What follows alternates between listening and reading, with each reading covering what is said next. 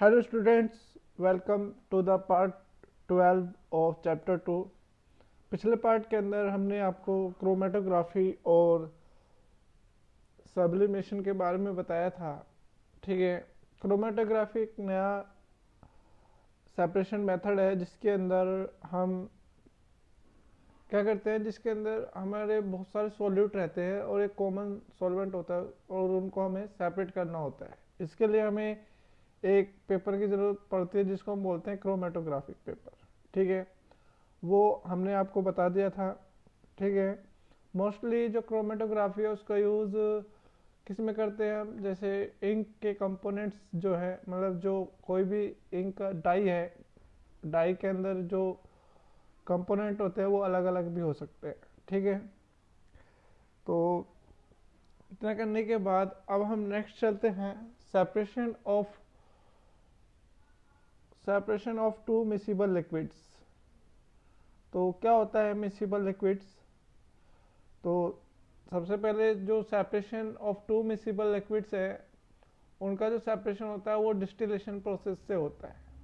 ठीक है, अब कौन सी डिस्टिलेशन प्रोसेस है वो हम बाद में बताएंगे। पहले आपको ये पता होना चाहिए कि मिसिबल लिक्विड्स होते क्या हैं। तो मिसिबल लिक्विड्स हम उन लिक्विड्स को बोलते हैं जिनको हम अगर आपस में मिक्स कर दें तो हमें एक होमोजेनियस मिक्सचर मिलता है। मतलब दोनों जो लिक्विड हैं वो एक दूसरे के अंदर यूनिफॉर्मली मिक्स हो जाते हैं और आपको क्या है, सेपरेटली नहीं दिखते हैं। जैसे आप अल्कोहल है, अल्कोहल के अंदर वाटर मिलाएंगे तो आपको नहीं पता चलेगा कहाँ अल्कोहल है कहाँ वाटर है, क्योंकि वो एक होमोजेनियस मिक्सचर बन जाएगा, यूनिफॉर्मली डिस्ट्रीब्यूटेड। लेकिन अगर आप ऑयल एंड वाटर मिक्स करते हैं तो वहाँ पर क्या बनता है, अनसेचुरेटेड हेट्रोजीनियस मिक्सचर बनता है, क्योंकि आप वहाँ पर देख सकते हो वाटर के मॉलिक्यूल्स कहाँ तक है और ऑयल कहाँ तक है। लेकिन मिसिबल लिक्विड के केस में आप नहीं देख सकते। मिसिबल लिक्विड्स क्या होते हैं, जो लिक्विड आपस में मिक्स हो जाते हैं completely and give homogeneous mixture are called miscible liquids. जैसे वाटर एंड अल्कोहल हो गया, एसीटोन एंड अल्कोहल हो गया, एसीटोन एंड वाटर हो गया। और आप ये कह सकते हो जैसे पेट्रोलियम है। पेट्रोलियम क्या है, एक मिक्सर ही है जिसमें से हम अलग अलग कंपोनेंट सेपरेट आउट करते हैं। तो इसके बाद नेक्स्ट आता है distillation. What is distillation? Distillation is a process in which there is a vaporization and then condensation. ठीक है, during the separation of two or more miscible liquid is called distillation.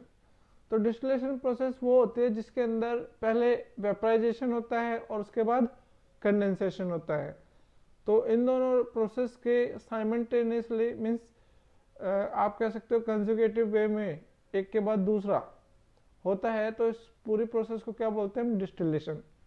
Distillation process क्या होता है, जिसके अंदर हम पहले vaporisation करते हैं और उसके बाद कंडेंसेशन करते हैं किसी भी मिक्सर में से दो मिसिबल लिक्विड्स को सेपरेट करने के लिए।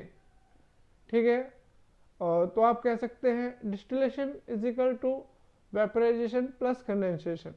ठीक है, कि भाई डिस्टिलेशन के अंदर पहले वेपराइजेशन होता है और दूसरा कंडेंसेशन होता है। ठीक है, एंड द वर्किंग प्रिंसिपल क्या है डिस्टिलेशन का? जो डिस्टिलेशन का वर्किंग प्रिंसिपल है वो है कि जो लिक्विड आपने मिक्स किए हैं there should be difference. Miscible liquids के बीच में क्या होना चाहिए, डिफरेंस होना चाहिए बॉइलिंग पॉइंट्स में। ठीक है, बॉइलिंग पॉइंट्स के मिसिबल लिक्विड्स में हमें क्या होना चाहिए, डिफरेंस होना चाहिए। ठीक है, मिसिबल लिक्विड्स के बॉइलिंग पॉइंट में डिफरेंस होना चाहिए, तभी हम उनको सेपरेट कर सकते हैं। ठीक है, it is the working principle of distillation process. ठीक है, अगर आपसे पूछा जाए कि भाई जो डिस्टिलेशन प्रोसेस होती है वो किस बेस पर वर्क करती है, वो वर्क करते हैं difference in the boiling point of the miscible liquids. ठीक है, Based on the difference in the boiling point and nature of miscible liquids, there are many types of distillation process. ठीक है, जो मिसिबल लिक्विड्स होते हैं उनके boiling point के base पर और मिसिबल लिक्विड्स की जो नेचर होती है उसके बेस पर मैनी टाइप्स होते हैं डिस्टिलेशन प्रोसेस के। लेकिन आपके जो सिलेबस में सिर्फ दो ही डिस्टिलेशन प्रोसेस है, simple distillation process and fractional है, ये फ्रैक्शनल लिख दिया मैंने, fractional distillation process, simple distillation process and fractional distillation process. तो अब हमें पहले कौन सा पढ़ना है, सिंपल डिस्टिलेशन प्रोसेस। ठीक है, तो बाकी जो डिस्टिलेशन प्रोसेस होते हैं जैसे स्टीम डिस्टिलेशन प्रोसेस और वैक्यूम डिस्टिलेशन प्रोसेस, तो vacuum distillation process and steam distillation वो दोनों प्रोसेस जो है वो आप 11th क्लास के अंदर पढ़ते हैं। ठीक है, अभी आपको सिर्फ simple distillation process and fractional distillation process पढ़ना है। तो आपको समझ में आ गया होगा कि वर्किंग प्रिंसिपल क्या होता है, डिस्टिलेशन क्या होता है, मिसिबल लिक्विड्स क्या होते हैं और इसका वर्किंग प्रिंसिपल क्या है। ठीक है, तो वर्किंग प्रिंसिपल आपको याद रखना है कि difference in the boiling point of the miscible liquids. Now we will talk about the simple distillation process. जो सिंपल डिस्टिलेशन प्रोसेस है वो हमें कब यूज़ करने की ज़रूरत पड़ती है, वो हम तब यूज़ करते हैं जब जो गिवन लिक्विड्स होते हैं, आपको कोई भी दो लिक्विड्स का मिक्सर गिवन है और उन दोनों लिक्विड का जो बॉइलिंग पॉइंट का जो डिफरेंस है वो 25 यूनिट से ज़्यादा होता है। यूनिट का मतलब है कि आप वहाँ पर कोई भी यूनिट लिख सकते हैं, लेकिन दोनों यूनिट सेम होनी चाहिए दोनों लिक्विड की। ठीक है, it is used when the difference in the boiling point of the miscible liquid is greater than 25 unit kelvin और डिग्री सेल्सियस। तो क्या होता है कि जब दोनों लिक्विड के बॉइलिंग पॉइंट्स में 25 यूनिट से ज़्यादा का डिफरेंस होता है तब वहाँ पर हम कौन से प्रोसेस यूज़ करते हैं, सिंपल डिस्टिलेशन प्रोसेस यूज़ करते हैं। ठीक है, it is used when the difference in the boiling point of the miscible liquid is greater than 25 unit.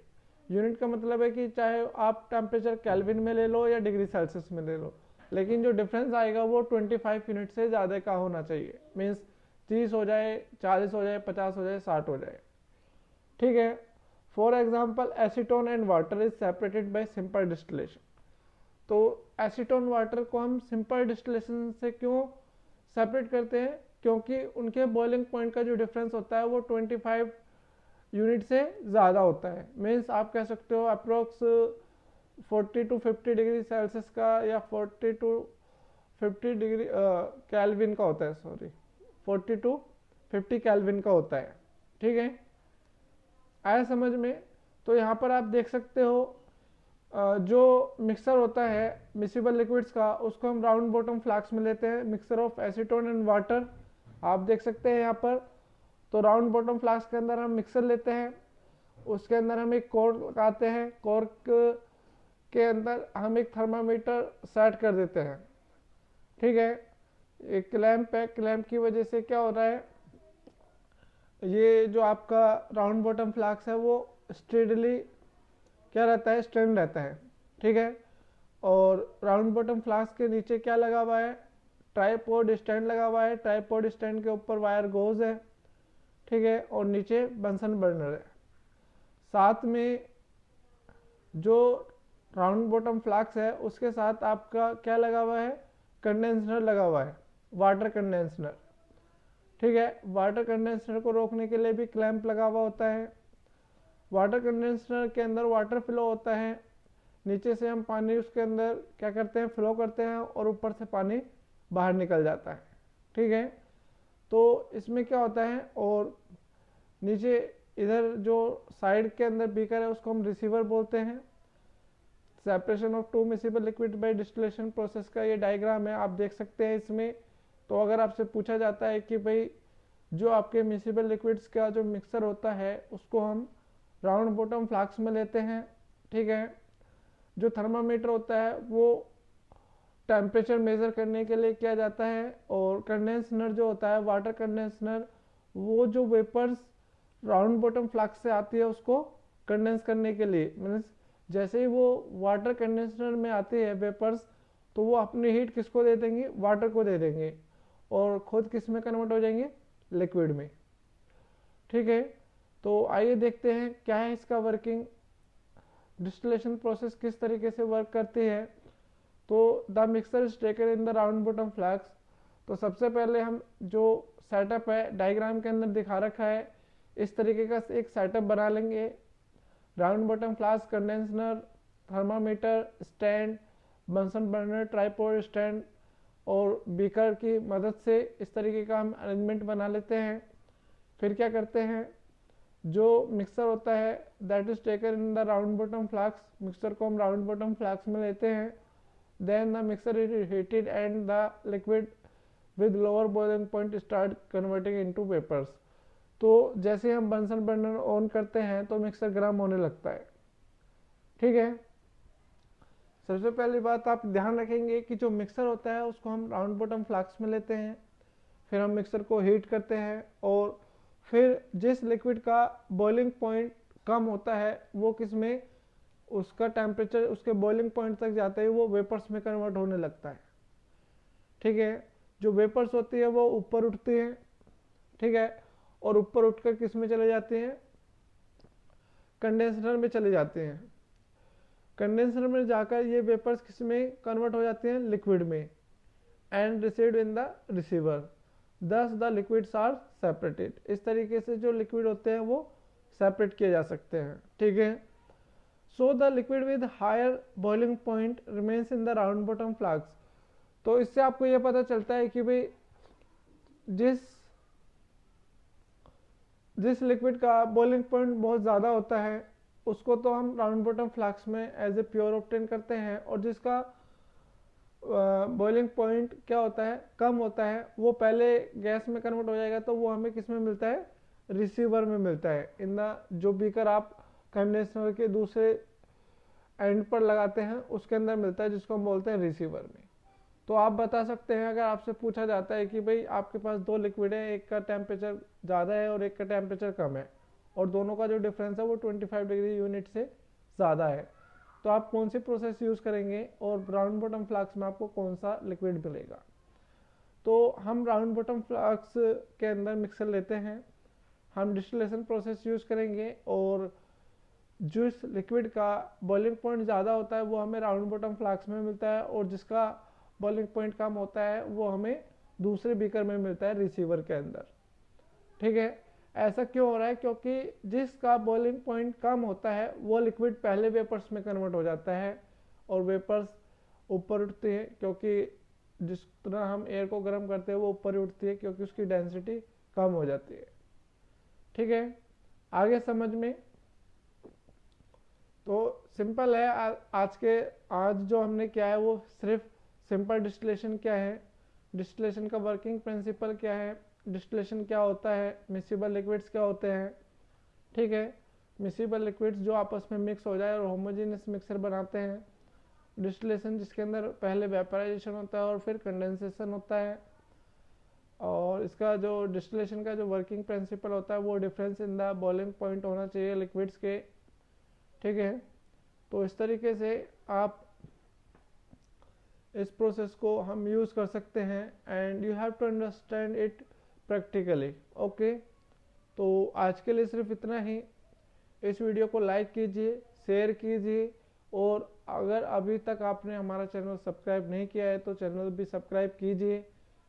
ठीक है, और आपके जो भी डाउट आते हैं वो आप हमें मैसेज करके या कमेंट्स में बता सकते हैं। Stay at home, stay safe. Thank you.